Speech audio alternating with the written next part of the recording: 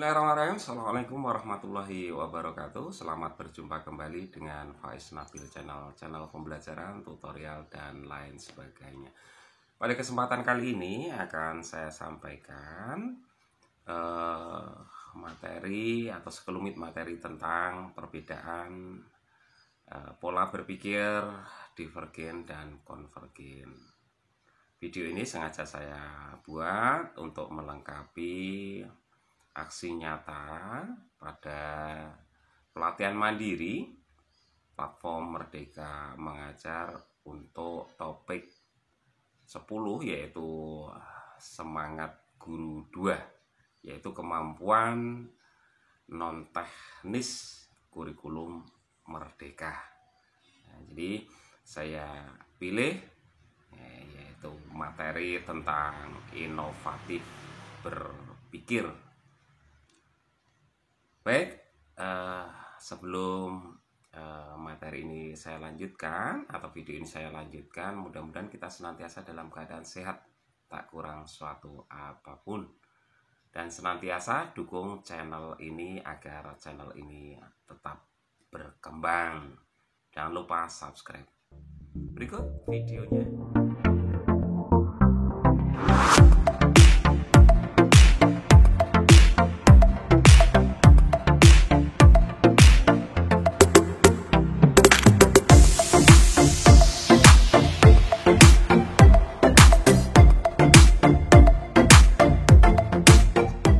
Berikut ini akan saya sampaikan materi secara sederhana terkait dengan berpikir divergen dan konvergen.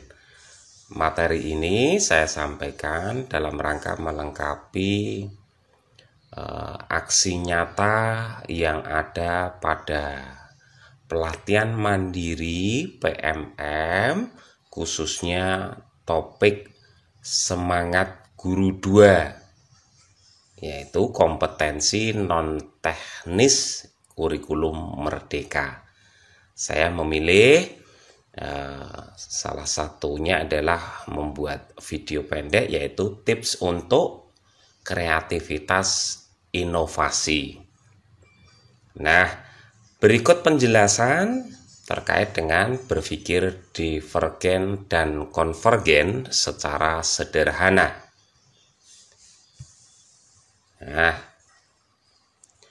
berpikir divergen dan konvergen. Berpikir kreatif, jadi berpikir kreatif itu tidak lepas dari dua istilah, yaitu berpikir divergen dan konvergen. Nah, sekarang apa yang dimaksud dengan berpikir divergen dan apa juga yang dimaksud dengan berpikir konvergen? Ini beberapa penjelasannya secara sekelumit. Berpikir divergen. Nah, kalau berpikir divergen ini, ya, kalau ada orang-orang yang memiliki pola pikir yang divergen, dia mampu menghasilkan atau memproduksi ide-ide, ya, yang kerap dikaitkan dengan kreativitas. Nah, sedangkan orang-orang yang memiliki tipe berpikir konvergen itu mampu menganalisis ide dan dikaitkan dengan kemampuannya menyelesaikan masalah atau problem solving. Ini sekilas tentang orang-orang yang berpikir divergen. Jadi mampu menghasilkan atau memproduksi ide-ide baru, dikaitkan dengan kreativitas. Nah, sedangkan sekali lagi orang yang berpikir konvergen itu mampu menganalisa ide, kemudian analisa itu dikaitkan dengan kemampuan dia di dalam memecahkan masalah atau problem solving. Nah, sementara berpikir konvergen itu berfokus ini. Di konvergen adalah proses berpikir untuk mencari solusi yang konkret, solusi yang nyata. Pola pikir ini berfokus pada pencarian alternatif jawaban yang paling efektif dari setiap permasalahan yang ada. Nah, itu secara sederhana.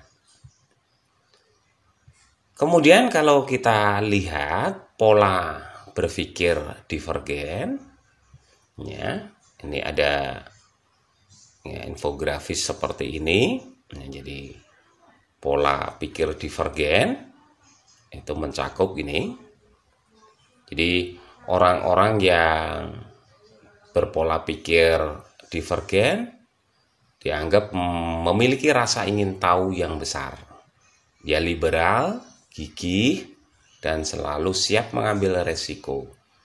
Memetakan dengan menggambar lingkaran, menciptakan karya seni, menyusun jurnal, memetakan pokok pembicaraan, meluangkan waktu untuk meditasi dan berpikir. Menyusun daftar pertanyaan adalah beberapa karakteristik yang terlihat. Sehingga orang-orang dengan pola berpikir ini juga biasanya lebih unggul dalam bahasa. Apa aja kemampuan dalam berbahasa? Ya, kemampuan membaca, kemudian menghafal kata-kata, dan lain-lain. Nah, sementara untuk pola pikir yang konvergen. Nah, pemikiran konvergen adalah proses mental untuk mendapatkan solusi terbaik dan benar dari informasi yang ada. Tugas pemecahan masalah adalah kembali ke informasi yang tersimpan dan untuk membuat informasi itu bermakna atau berguna melalui pemrosesan informasi mental yang tepat. Berpikir konvergen adalah menjadikan anak lebih kreativitas dalam menyelesaikan suatu permasalahan yang dihadapinya. Karena kreativitas yang tumbuh dari anak tersebut dapat menumbuhkan dan menciptakan sesuatu yang baru, berbeda dan original dengan menguraikan suatu permasalahan, kemudian merumuskan permasalahan untuk mendapatkan jawaban dari masalah tersebut. Berikutnya, nah, contoh berpikir divergen dan konvergen dalam kehidupan sehari-hari. Nah, saya mulai dari yang konvergen dulu, saya balik ini. Nah, berpikir konvergen. Misalkan ada satu permasalahan, apa kegunaan kertas? Nah, anak-anak yang berpikir konvergen itu pasti punya jawaban. Jadi bahwasanya kertas itu bisa dijadikan topi, sebagai pengganti tisu, sebagai alat tulis, dan lain sebagainya. Sementara anak yang berpikir divergen, apa persamaan waktu dan rambut? Jawabannya adalah keduanya sama-sama memiliki panjang atau pendek. Jadi berbeda sekali nih, berpikir konvergen dan berpikir divergen. Tapi keduanya saling melengkapi. Nah, sekarang kita bisa lihat kata kuncinya yang ada. Kata kunci yang ada pada pemikiran divergen yang pertama adalah lancar, kemudian yang kedua adalah orisinal, kemudian fleksibel. Nah, kemudian yang keempat adalah elaborasi ide. Sementara untuk kata kunci berpikir konvergen yang pertama juga lancar, kemudian simple, kemudian efektif. Ini kata kunci yang ada pada kedua pola pikir tadi. Jadi ada kesamaannya, juga ada perbedaannya. Nah, kemudian tips yang bisa kita sampaikan pada kesempatan ini, jadi tips berpikir sederhana. Saat berpikir divergen, percayalah bahwa semua ada waktunya. Jangan takut mengeluarkan ide buruk, karena saat ini semua ide adalah ide saja, tanpa ada penilaian baik maupun buruk. Saya ulangi sekali lagi. Saat berpikir divergen, percayalah bahwa semua ada waktunya.